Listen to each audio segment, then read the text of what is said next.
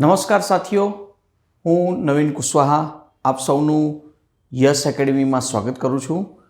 અને મિત્રો, આજે એક સૌથી પહેલો લેક્ચર આ વિડીયોમાં ચેનલમાં શરૂ કરવા જઈ રહ્યા છીએ, જેમાં તમે થંબનેલ જોઈ લીધું છે કે ગુજરાતનું દૃષ્ટિએ એટલે ગુજરાત માટે એક દૃષ્ટિએ ગુજરાતમાં શું છે, એટલે એમ સમજીએ કે 1947થી લઈને 2025 સુધી આપણે જે જોયું છે એમાં કેટલા જિલ્લા, કેટલા તાલુકા, કેટલા ગામડાઓ છે અને કેટલા મહાનગરપાલિકા છે, એનો આખો વિસ્તાર પ્રમાણે 1947થી લઈને 2025 સુધીમાં કયા સમયે કેવી રીતના ચેન્જ થયું છે, કેવી રીતના વધારા થયા છે, એના વિશે આપણે જાણીશું. જે બેઝિક સવાલ તરીકે હંમેશા પૂછાતું હોય છે અને હંમેશા છોકરાઓ કન્ફ્યુઝન મળે છે કે કેવી રીતના આને યાદ કરવું. તો હું તમને શોર્ટ ટ્રિક સાથે લઈને આવ્યો છું, તો શરૂથી અંત સુધી બન્યા રહેજો. અને ખરેખર વિડીયો જો ગમે તો પછી તમારા મિત્રોને પણ મોકલજો. ઓકે, તો શરૂ કરીએ સ્ટાર્ટિંગથી. કે તમારી સામે આ જોવા મળતું હશે કે ગુજરાતમાં હાલ ફિલહાલ જિલ્લા છે. તાલુકાઓની વાત કરીએ તો છેલ્લે તાલુકાઓ જે પ્લસ થયા છે 17 જેવા, તે તાલુકાઓ આજે 265 તાલુકાઓ થઈ ગયા છે એક્ઝેક્ટ, જે ગુજરાત સરકારની સીએમઓની વેબસાઇટમાં પણ છે. ગામડાઓ 18,225 પ્લસ, આપણે કહીશું કે 18,225 ફિક્સ આંકડો યાદ રાખવાનો છે, પણ પ્લસમાં. પછી કુલ મહાનગરપાલિકાઓ કેટલી છે એ પણ આપણે જોઈશું કે કુલ મહાનગરપાલિકાઓ 8 મહાનગરપાલિકા છે. તો ચાલો શરૂ કરીએ. આઝાદી પછીનું અને સ્થાપના સમયનું ગુજરાત કેવું હતું એના વિશે થોડુંક જાણીએ અને ત્યાર પછી ધીરે ધીરે આપણે આગળ વધીશું. તો જ્યારે આઝાદ થયેલું આપણે ગુજરાત હતું આઝાદી પછી, અને ત્યારે 17, એમ સમજો કહી દઉં કે 17 જિલ્લાઓ હતા. એટલે ગુજરાત રાજ્ય બન્યું ત્યારે 17 જિલ્લાઓ હતા.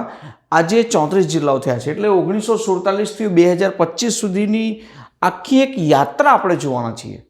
અને એ યાત્રામાંથી કેટલા બધા સવાલો પૂછાઈ ગયા છે અને આવનારી એક્ઝામોમાં જે પૂછાશે એ લાઈફ ટાઈમ માટે કામ રહે છે. ઠીક છે, તો ચાલો શરૂ કરીએ.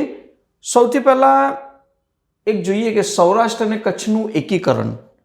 તો ગુજરાત આઝાદી પહેલાંની વાત કરીએ, આપણે આઝાદ થયા ત્યારની વાત કરીશું કે સૌરાષ્ટ્ર રાજ્ય હતું, જે 1948માં એક બને છે સૌરાષ્ટ્ર રાજ્ય.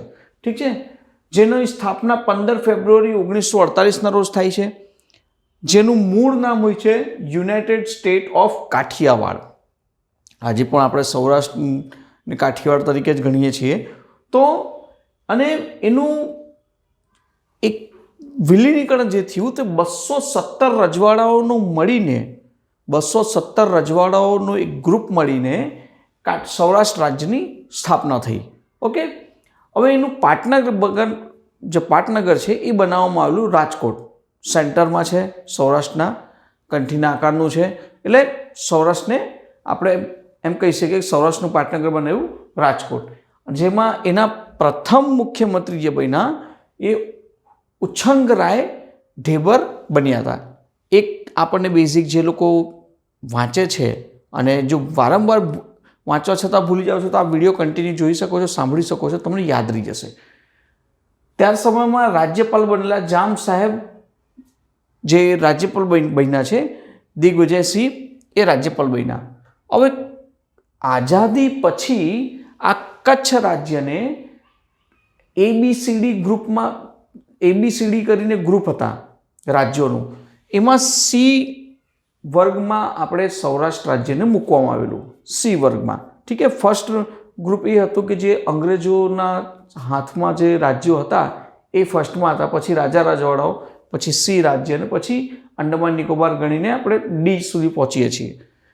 મુંબઈ રાજ્ય.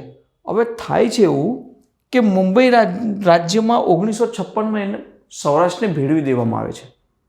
પહેલાં આંધ્રપ્રદેશ બને છે ભાષા આધારિત રાજ્ય 53માં, અને ત્યાર પછી આને મુંબઈ રાજ્યમાં ભેળવી દેવામાં આવે છે. અને જે પ્રમાણે મુંબઈ રાજ્યમાં ભેળવી દેવામાં આવે છે એનાથી સૌરાષ્ટ્રવાસીઓને, ગુજરાતીઓને જે તકલીફ થાય છે, સિમ્પલ છે, સ્વતંત્ર છે અને હુકરાપી ભેળવવામાં આવે છે, તો એ ભેળવી દેવામાં આવે છે. એટલે સમગ્ર ગુજરાતમાં સૌરાષ્ટ્ર, કચ્છ, વડોદરા બધાને ભેળવી દેવામાં આવે છે. એનાથી આંદોલન શરૂ થાય છે અને ફાઇનલી આંદોલન શરૂ થવાના લીધે એમ કહી શકો ગુજરાત રાજ્યનો ઉદય 1 મે 1960ના રોજ થાય છે. એટલે ગુજરાત રાજ્યની જે સ્થાપના છે, પૂછવામાં આવ્યું કે ગુજરાત રાજ્યની સ્થાપના ક્યારે થાય છે, તો તમે કહી શકો 1 મે 1960. જનરલી બધાને જ ખબર છે, એ દિવસે આપણે ધામધૂમથી મનાવીએ છીએ. હવે થાય છે શું કે મુંબઈ રાજ્યમાંથી અલગ ગુજરાત રાજ્યની ભારતમાં સ્થાપના થાય છે અને ભારતમાં 15મા નંબરનું રાજ્ય બને છે, અસ્તિત્વમાં આવે છે. એની પહેલાં ઓલરેડી રાજ્ય હોય છે, 15મા નંબરનું રાજ્ય બને છે.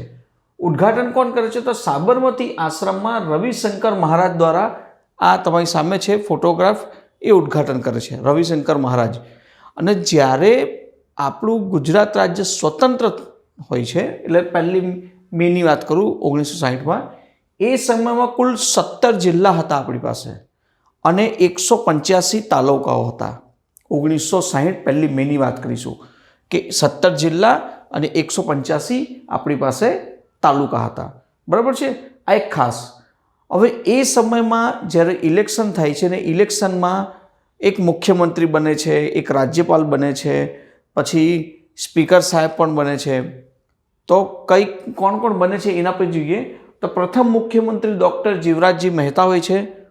પ્રથમ રાજ્યપાલ જે હોય છે મહેંદી નવાજ જંગ હોય છે. પ્રથમ સ્પીકર જે હોય છે એ કલ્યાણજી મહેતા હોય છે. આ નામ યાદ રાખજો કેમ કે આ સ્ટેટિક પાર્ટમાં ઘણી વખત પૂછાયું છે.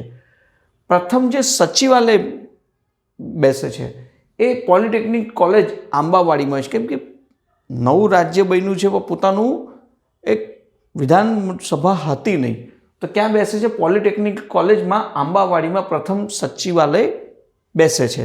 બરાબર છે. અને પ્રથમ હાઈકોર્ટ ક્યાં? હવે પોતાની હાઈકોર્ટ પણ નથી હોતી, તો હાઈકોર્ટની બિલ્ડિંગ બનાવવા માટે પણ ટાઈમ જોઈએ છે. તો એ બને છે ચિલ્ડ્રન હોસ્પિટલ નવરંગપુરામાં. ચિલ્ડ્રન હોસ્પિટલ નવરંગપુરા યાદ રાખવાની તમારે. ઓકે. ત્યાર પછી હવે શરૂ થાય છે કે 1960માં જે 17 જિલ્લાઓ આપણી પાસે હોય છે એ 17 જિલ્લાઓનું આ એક સ્ટ્રક્ચર તમારી સામે દેખાય છે. 17 જિલ્લાઓનું. બરાબર છે. હવે એ 17 જિલ્લાઓની શરૂઆતથી પછી ધીરે ધીરે કરીને એક કરીને કેટલા જિલ્લાઓ સમય પર પ્લસ થાય છે. હમણાં પ્રેઝન્ટમાં તમારી સામે 17 જિલ્લાઓ વિશે બતાવી. એક આખો જિલ્લો કચ્છ કહેવાય છે. પછી સૌરાષ્ટ્રમાં 6 જિલ્લાઓ, જામનગર, રાજકોટ, સુરેન્દ્રનગર, ભાવનગર, અમરેલી અને જૂનાગઢ, એવી રીતના 6 જિલ્લા સૌરાષ્ટ્રમાં હોય છે. અને તળ ગુજરાત, આ બ્લુ કલરનો ભાગ તળ ગુજરાત કહેવાય છે. એ તળ ગુજરાતમાં 10 જિલ્લાઓ સમાવેશ થાય છે. બનાસકાંઠા, સાબરકાંઠા, મહેસાણા, અમદાવાદ, ખેડા, પંચમહાલ, વડોદરા, ભરૂચ, સુરત, ડાંગ, એમ કુલ 10. એમ કુલ મળીને 1960માં જ્યારે આપણે અલગ થઈએ છીએ ત્યારે આપણી પાસે 17 જિલ્લાઓ હોય છે. ત્યાર પછી 17થી 2 જિલ્લા ઉમેરવામાં આવે છે. અને 2 જિલ્લાઓ ક્યારે ઉમેરવામાં આવે છે એની માહિતી છે તો 1964માં. આપણે 1960થી અલગ થઈએ પછી 4 વર્ષ પછી જ 1964માં અમદાવાદ અને મહેસાણામાંથી અમુક હિસ્સો લઈને ગાંધીનગર બનાવવામાં આવે છે. વેલ પ્લાન કરીને ગાંધીનગર બનાવવામાં આવે છે. મુખ્યમંત્રી બળવંતરાય મહેતા એ સમયના મુખ્યમંત્રી હોય છે જેમણે ગાંધીનગર શહેર બનાવે છે. ઓકે. ત્યાર પછી થોડાક સમય પછી 1966માં સુરતથી વલસાડ અલગ પડે છે. ત્યારે મુખ્યમંત્રી હોય છે હિતેન્દ્રભાઈ દેસાઈ. એટલે આપણા 17 જિલ્લાઓમાંથી હવે કેટલા જિલ્લા થઈ ગયા? કુલ 19 જિલ્લાઓ થાય છે. આ એક યાદ રાખજો. નાના સ્ટેપ છે એ યાદ રાખજો. અને ખરેખર વિડીયો જો તમને ગમે તો તાબડતોડ એને શેર પણ કરો કે જેનાથી ખરેખર બધાને માહિતી પહોંચે. આના પછી જિલ્લાઓની સિરીઝ શરૂ થશે, એ પણ આપણે આ જ પ્લેલિસ્ટમાં આના પછી વારાફરતી અમે મૂકીશું. હવે 1997 જુઓ, 1966 પછી ડાયરેક્ટ 1997માં 5 નવા જિલ્લાઓની ભેટ મળે છે ગુજરાતને. અને ત્યારે મુખ્યમંત્રી શંકરસિંહ વાઘેલા હોય છે જેમણે 2 ઓક્ટોબર 1997ના રોજ 5 જિલ્લાઓથી બીજા એડ કરવામાં આવે છે. તો જો ખેડામાંથી આણંદ બને છે, ખેડાના 2 ટુકડા થાય છે તો આણંદ બની જાય છે. પંચમહાલમાંથી દાહોદ એક અલગથી જિલ્લો બને છે. ભરૂચમાંથી નર્મદા બને છે, વલસાડમાંથી નવસારી બને છે, સુરતથી વલસાડ અલગ થયું અને વલસાડના 2 ટુકડા થાય છે તો નવસારી બને છે, જૂનાગઢમાંથી પોરબંદર બને છે. તો આ પ્રમાણે હવે 17થી 19 જિલ્લા થયા અને 19માંથી હવે થઈ ગયા કેટલા? 24 જિલ્લા થઈ ગયા. તો 1997માં કુલ 24 જિલ્લાઓ હતા. ત્યાર પછી થોડાક નાનકડા ફેરફાર થાય છે અને 2000ની સાલમાં ઈસવીસન 2000ની સાલમાં મુખ્યમંત્રી કેશુભાઈ પટેલ હોય છે, એવું શું કરે છે કે મહેસાણા અને બનાસકાંઠા 2 જિલ્લામાંથી એક ભાગ લેવામાં આવે છે અને એ બંને જિલ્લામાંથી જે જમીન લેવામાં આવે છે અને એક બનાવવામાં આવે છે પાટણ જિલ્લો. એટલે એમ કહી શકો કે 2 જિલ્લાઓને ભેગા કરીને એમાંથી અમુક હિસ્સો હટાવીને એક પાટણ જિલ્લો બને છે 2000ની સાલમાં. ત્યાર પછી થોડોક આગળ જઈએ તો 2007માં મુખ્યમંત્રી નરેન્દ્રભાઈ મોદી હોય છે, જે આપણા હાલના પ્રધાનમંત્રી છે દેશના, એ સુરતમાંથી તાપી બનાવે છે. જો સુરતમાંથી વલસાડ બને છે, વલસાડના 2 ટુકડા થઈને નવસારી બને છે અને હવે સુરતના પાછા ટુકડા થાય છે અને સુરતમાંથી પાછું બને છે તાપી. એનો મતલબ હવે 24માંથી કેટલા જિલ્લા થઈ ગયા? 24માં 2 જિલ્લા બીજા ઉમેરાઈ ગયા તો હવે 26 જિલ્લા બને છે. ત્યાર પછી જેમ આપણે આગળ જઈશું તો ત્યાર પછી એવું થાય છે કે 2013 આવે છે અને 2013માં એવું થાય છે કે નવા 7 જિલ્લાઓનું સર્જન થાય છે, નવા 7 જિલ્લાઓ બને છે. ત્યારે મુખ્યમંત્રી હોય છે નરેન્દ્રભાઈ મોદી અને 15 ઓગસ્ટ 1913ના રોજ આ જિલ્લાઓનું અસ્તિત્વ થાય છે. તો જુઓ, સાબરકાંઠામાંથી અરવલ્લી બને છે, ખેડા અને પંચમહાલમાંથી મહીસાગર બને છે, વડોદરામાંથી છોટાઉદેપુર બને છે, અમદાવાદ અને ભાવનગરમાંથી બોટાદ બને છે, જૂનાગઢમાંથી ગીર સોમનાથ, રાજકોટ, સુરેન્દ્રનગર અને જામનગરમાંથી મોરબી અને જામનગરમાંથી દેવભૂમિ દ્વારકા. એવી રીતના 2013માં કુલ 7 જિલ્લાઓ બને છે. હવે 7 જિલ્લાઓ બને છે તો આ જેટલા બી હમણાં જિલ્લાઓ બને છે 1 બાય કરીને જિલ્લાઓ બનતા જાય છે. એનો મતલબ કે તાલુકાઓ પણ વધતા જશે, સ્વાભાવિક છે. તો તાલુકાઓ પણ બનતા ફાઇનલી તાલુકાઓની સંખ્યા પણ વધતી જાય છે. તો જ્યારે 2013માં નવા જિલ્લા બને છે તો તાલુકાઓની પણ સંખ્યા વધે છે.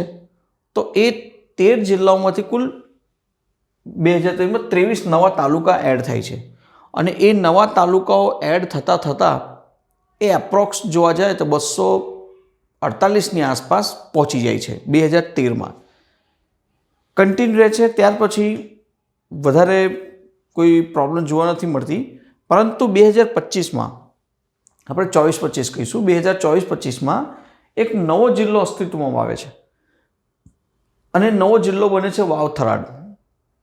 જે વાવ-થરાદ જિલ્લો બને છે બનાસકાંઠામાંથી અલગ થાય છે અને વાવ-થરાદ જે જિલ્લાનું નામ છે વાવ-થરાદ, મુખ્ય મથક એનું થરાદ છે. સમાવેશ થયેલા તાલુકાઓ કુલ 6 તાલુકાઓ છે. જો આ લેટેસ્ટ કરંટમાં પણ પૂછાઈ શકે છે અને સ્ટેટિક પાર્ટમાં પણ પૂછાઈ શકે છે. આઈડવા બરાબર.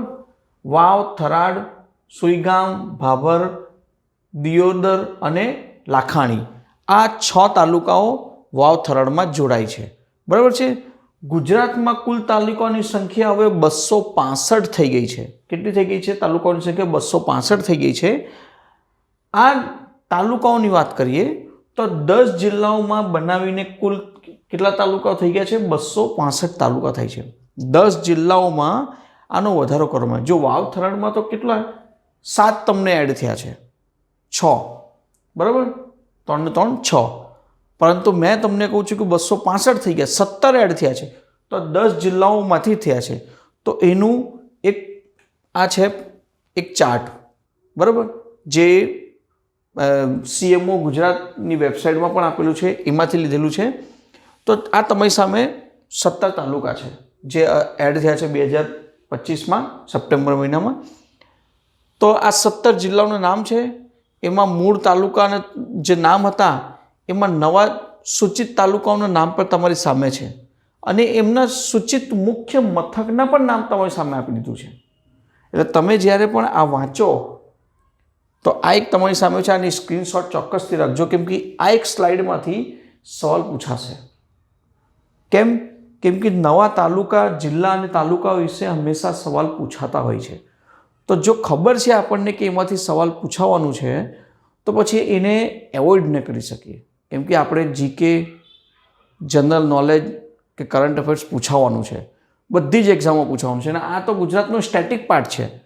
હવે તો આપણે 34 જિલ્લા અને પ્લસ તાલુકાઓ 265 તાલુકા થઈ ગયા છે, તો કેમ નહીં પૂછાઈ શકે? ઓકે, તો આ તમારી સામે છે.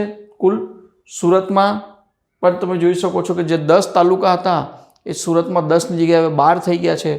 તો અરેડ અને વલવાડા એમ 2 તાલુકા નવા મુખ્ય મથક જોવા મળશે. તો નવા સૂચિ પ્રમાણે તાલુકા છે અરેડ અને અંબિકા. સુરતના 2 તાલુકા થઈ ગયા છે, એટલે એમ કહી શકું કે સુરતમાં 10ની જગ્યાએ 12 તાલુકા થઈ ગયા. તો આવા નાનકડા સવાલો પણ પૂછાશે. તો તમે, હું આ વાંચતો નથી, પણ તમારી સામે આ એક સ્ક્રીનશોટ તમે લઈ રાખી શકો છો, જેને તમે વાંચી શકો છો, યાદ રાખી શકો છો. ઓકે, આપણે આગળ વધીએ. મહાનગરપાલિકાઓ અને જિલ્લાઓના મુખ્યાલય. ઘણા બધા કન્ફ્યુઝનમાં રહે છે કે સર આપણે મહાનગરપાલિકાઓ કેટલી છે? તો 8 મહાનગરપાલિકા છે, જેને તમારી સામે નામ દેખાય છે. અમદાવાદ, વડોદરા, સુરત, રાજકોટ, જામનગર, ભાવનગર, જૂનાગઢ, ગાંધીનગર, એમ 8 આપણા મહાનગરપાલિકા છે, જેમની કયા કયા વર્ષમાં સ્થાપના થઈ છે એ તમારી સામે લખેલું છે. બરાબર છે.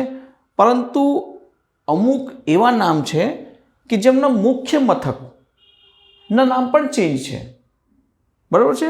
તો જુઓ, જે રીતના વાત કરી કે બનાસકાંઠા, તો બનાસકાંઠા જિલ્લો છે, એ જિલ્લાનું મુખ્ય મથક બનાસકાંઠા નહીં પણ પાલનપુર છે.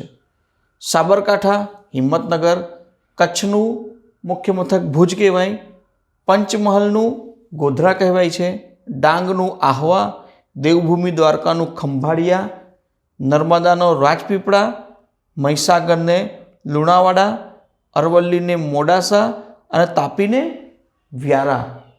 એમ જિલ્લાનું નામ અલગ છે અને વડા મથકનું નામ અલગ છે. તો હંમેશા કન્ફ્યુઝન કરવા માટે તમને પૂછવામાં આવે કે સુરત જિલ્લાનું મુખ્ય મથકનું નામ શું? તો સુરત જિલ્લાનું સુરત મુખ્ય મથક છે. બહુ બધા એવા સિમિલર નામ જોવા મળશે, પણ આ તમારી સામે એક એટલા છે કે જેના મુખ્ય મથકના નામ એ પોતે ન હોઈને બીજા છે. તો એ કન્ફ્યુઝન દૂર રાખજો, કેમ કે વધારે હંમેશા પૂછાય છે. પછી અમુક જિલ્લા એવા છે ગુજરાતના કે જિલ્લાઓના નામ નદીના નામ ઉપર રાખવામાં આવ્યા છે. અને પછી અમુક નામ એવા છે કે રાજા મહારાજાના નામ ઉપરથી જિલ્લાના નામ રાખવામાં આવ્યા છે. તો એ પણ જરૂરી છે જાણવું, કેમ કે સવાલો કઈ જગ્યાએથી કેવી રીતના પૂછાશે એ ફિક્સ નથી હોતા, પણ એની માહિતી ફિક્સ છે. તો જુઓ, નદીના નામ પરથી નામ આપ્યું છે મહીસાગર, નર્મદા, બનાસકાંઠા, તાપી અને સાબરકાંઠા. આ નદીઓના નામ ઉપરથી આ જિલ્લાઓના નામ આપવામાં આવેલ છે. એવા 5 જિલ્લાઓ છે કે જેના નામ નદીઓ ઉપરથી રાખવામાં આવ્યું છે: મહીસાગર, નર્મદા, બનાસકાંઠા, તાપી અને બનાસકાંઠા અને સાબરકાંઠા. બરાબર, આ 5 નદીઓ અને 5 નામ. પરંતુ રાજાઓના નામ ઉપરથી અમુક નામ આપવામાં આવેલા છે, એ તમારી સામે છે, જોવા મળે છે 5. અમરેલી, તો રાજા અમરવલ્લીના ઉપરથી અમરેલી નામ રાખવામાં આવ્યું. જામનગરના જામ સાહેબ ઉપરથી જામનગર રાખવામાં આવ્યું.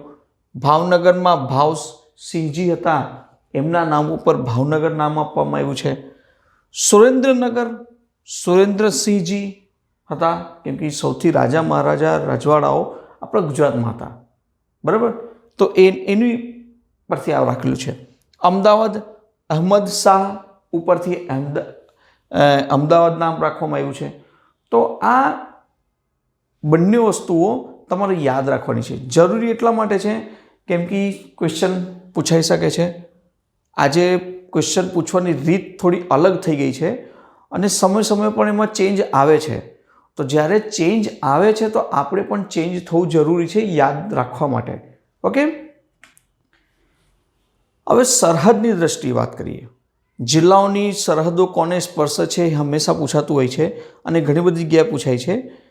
પરંતુ એમાં ખાસ યાદ રાખવા જેવી વસ્તુ એ છે, કેમ કે આપણે જ્યારે જિલ્લા ભણીશું એ જિલ્લાઓમાં કયા જિલ્લાની સરહદ સ્પર્શે છે એ જિલ્લાને આપણે એમાં ભણીશું. હમણાં એક જિલ્લાઓનું ખાસ જોવાનું છે કે સૌથી વધુ 7 જિલ્લાઓની સરહદ સ્પર્શે છે એવા કયા જિલ્લાઓ છે. તો જો 7 સરહદ ધરાવતા જિલ્લાઓ: અમદાવાદ, ખેડા, રાજકોટ, સુરેન્દ્રનગર. એક જિલ્લા 7 જિલ્લાઓની સરહદને ટચ કરે છે. તો એવા કોણ છે? અમદાવાદ, ખેડા, રાજકોટ અને સુરેન્દ્રનગર. એવા 4 જિલ્લાઓ છે કે જે 7 જિલ્લાઓને સ્પર્શ છે. બટ માત્ર એક જિલ્લાની સરહદ કોણ ધરાવે છે? તો નવસારી. આ પણ યાદ રાખજો કે નવસારી જિલ્લો માત્ર એક જ જિલ્લાની સરહદ ધરાવે છે. એના માટે તમારે અહીંયા એક યાદ રાખજો, કેમ કે એક જિલ્લા માટે કયું છે એ તમે નવસારી યાદ રાખશો અને 7 જિલ્લાઓમાં આ 4 નામ યાદ રાખશો. ઓકે, ત્યાર પછી શોર્ટમાં ડિટેલ્સ હવે જોતા જઈએ, કેમ કે આપણે જિલ્લાઓનું જે જોયું છે. ક્ષેત્રફળની દ્રષ્ટિએ ગુજરાતનો સૌથી મોટો જિલ્લો કચ્છ છે અને સૌથી નાનો જિલ્લો ડાંગ છે. આ બધાને ખ્યાલ છે. નવી વસ્તી ગણતરી થશે ત્યારે જે પણ નવું ચેન્જ આઉટ જોવા મળશે એ આંકડાઓનું હજી ચેન્જ થશે જ વસ્તી ગણતરી થશે ત્યાર પછી. બટ તાલુકાઓની વાત કરીએ તો સૌથી વધુ તાલુકા બનાસકાંઠામાં છે, જે 14 હતા. બરાબર, હવે ચેન્જ થયા છે.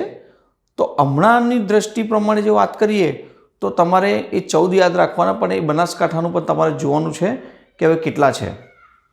સૌથી ઓછા તાલુકા ડાંગ અને પોરબંદરમાં છે. સૌથી ઓછા તાલુકા ડાંગ અને પોરબંદર છે, એ યાદ રાખજો. વસ્તીની વાત કરીએ તો સૌથી વધુ શહેરીકરણ અમદાવાદમાં છે. સૌથી વધુ 10,000+ વસ્તીવાળા ગામડા, એટલે એમ કહીએ કે 10,000ની વસ્તી ધરાવતું અને એનાથી વધારે વસ્તી ધરાવતું ગામડાઓ ક્યાં જોવા મળે છે? તો આણંદ જિલ્લામાં જોવા મળે છે. આણંદમાં એક યાદ રાખજો. સૌથી વધુ ગામડાઓ બનાસકાંઠામાં છે, જે હવે વાવ થરાદ બનવાથી એ હટી ગયું છે. તો પણ જો અચાનક પૂછાઈ જાય તો તમે બનાસકાંઠા લખ્યું તો બનાસકાંઠા કરી શકો છો, જ્યાં સુધી નવા આંકડા પરફેક્ટ આપણી સામે ન આવે ત્યાં સુધી. સૌથી ઓછા ગામડા પોરબંદરમાં છે, જે તો ફિક્સ જ છે કે સૌથી ઓછા ગામડા આપણે પોરબંદરમાં છે. બરાબર છે મિત્રો? ફરીથી એકવાર રિવાઇઝ કરીએ કે ગુજરાત એક દ્રષ્ટિ વાત કરીએ તો આપણો આ ગુજરાતનો નકશો છે. બરાબર છે, જેમાં 34 જિલ્લા છે, 8 મહાનગરપાલિકા છે, 265 તાલુકાઓ છે અને ગામડાઓની સંખ્યા છે 18,225 પ્લસ છે. 1-2 ગામડાઓ વધારે ઘટાડો થઈ શકે છે, પ્લસ તો 18,225 તો ઓફિશિયલી આંકડો છે. બરાબર છે મિત્રો? તો આ એક માહિતી હતી ગુજરાતની એક દ્રષ્ટિ આઝાદી સમયથી લઈને 2025 સુધીની. જો વિડીયો ગમે તો બધાને દબાવીને શેર કરજો મિત્રો. નમસ્કાર.